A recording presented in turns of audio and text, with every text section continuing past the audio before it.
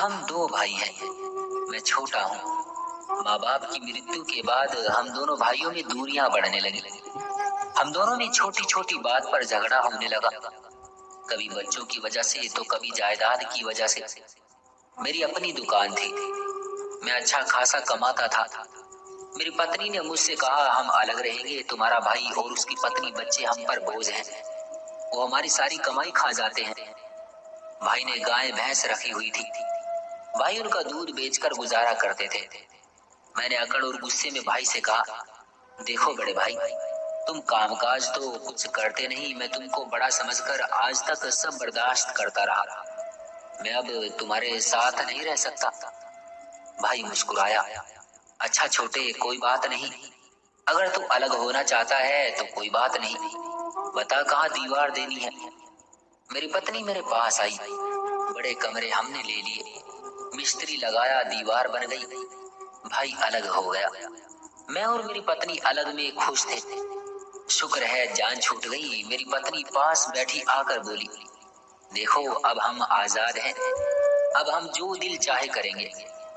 میری پتنی نے مجھ سے نئی گاڑی کی فرمائش کی، میں نے گاڑی لے لی۔ پتنی نے آئی فون کو کہا، میں نے وہ بھی لے دیا۔ ایک دن بھائی گلی سے جا رہے تھے، میں انہیں اگنور کر کے وہاں سے جانے لگا۔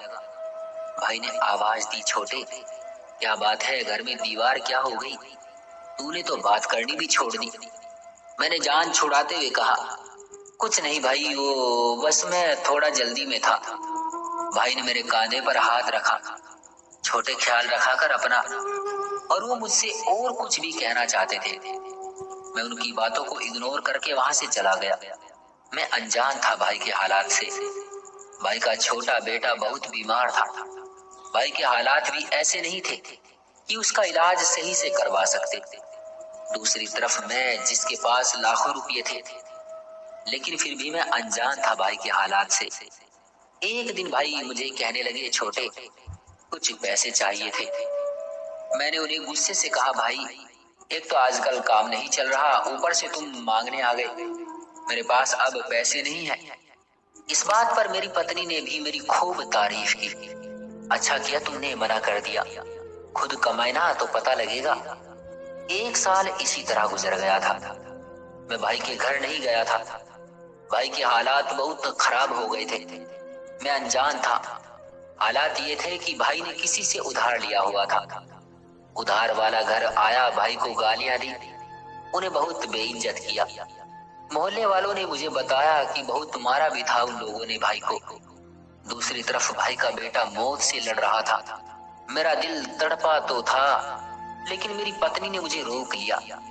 ہم کیوں یہ مصیبت اپنے گلے میں ڈالیں؟ میں بھی اس کے کہنے سے رک گیا۔ پھر بھائی کا بیٹا یہ دنیا چھوڑ کر چل بسا۔ میں بس ناک رکھنے کے لیے بھائی کے پاس گیا، انہیں جھوٹی دلاسا دی اور گھر لوٹ آیا۔ بھائی سمے سے پہلے ہی بوڑھا ہو گیا تھا، بال سفید ہو گئے تھے۔ میرا کاروبار روز روز بڑھتا جا رہا تھا۔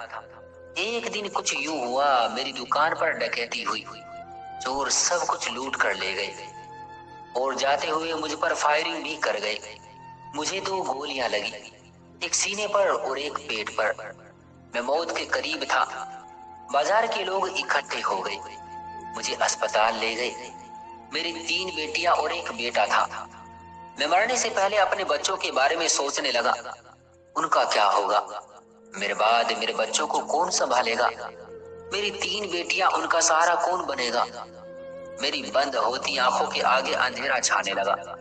مجھے جب ہوش آیا تو میرا بوڑھا بھائی میرے پاس بیٹھا تھا اور میرے بچے بھی میرے پاس ہی بیٹھے تھے۔ میں نے آنکھیں کھولی، اپنا ہاتھ ہلانا چاہا، لیکن میرا جسم سن ہو چکا تھا۔ ڈاکٹر کہہ رہے تھے بہت سی نسیں کٹ گئی ہیں، سمے لگے گا ٹھیک ہونے میں۔ میں نہ چل سکتا تھا اور نہ اٹھ سکتا تھا، میں صرف ان کو دیکھ اور سن سکتا تھا۔ میں ایک زندہ لاش تھا۔ میں بھائی کی طرف دیکھ رہا تھا۔ بھائی نے جیب سے پیسے نکالے اور ڈاکٹر کو دیے، یہ لو پورے 3 لاکھ روپے ہیں، اب آپ ان کو گھر لے جائیں اور میڈیسن دیتے رہے۔ گھر پہنچ گئے، میرے بچے بھوکے بیٹھے ہوئے تھے۔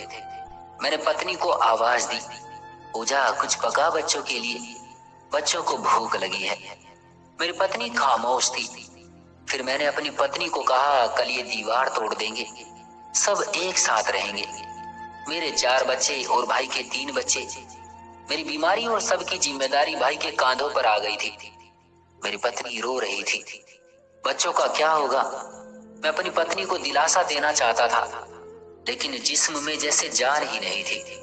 इतने में भाई आया, जेब से 20,000 रुपये निकाले और मेरी पत्नी से कहा, ये ले 20,000 रुपये, बच्चों की स्कूल की फीस और अपनी जरूरत पूरी करना। परेशान मत होना बिल्कुल भी छोटे, मैं तेरा बड़ा भाई नहीं, तेरे पिता जैसा हूँ, बस समय पर दवाई लेते रहना। भाई ने मेरे इलाज के लिए अपनी गाय भैंस सब बेच दी थी। रोज शाम को मेरे पास आते, मेरे जिस्म की मालिश करते, बच्चों को गोद में बैठाकर प्यार करते।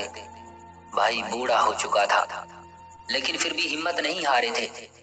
मुझे बिस्तर पर पड़े 3 साल हो गए। बच्चे भी जवान हो रहे थे। एक दिन भाई मेरी शेव कर रहे थे। मेरी नजर भाई के हाथों पड़ी। भाई के हाथों पर छाले थे। भाई न जाने कौन सा ऐसा काम करता था कि उनके हाथ जख्मी हो चुके थे।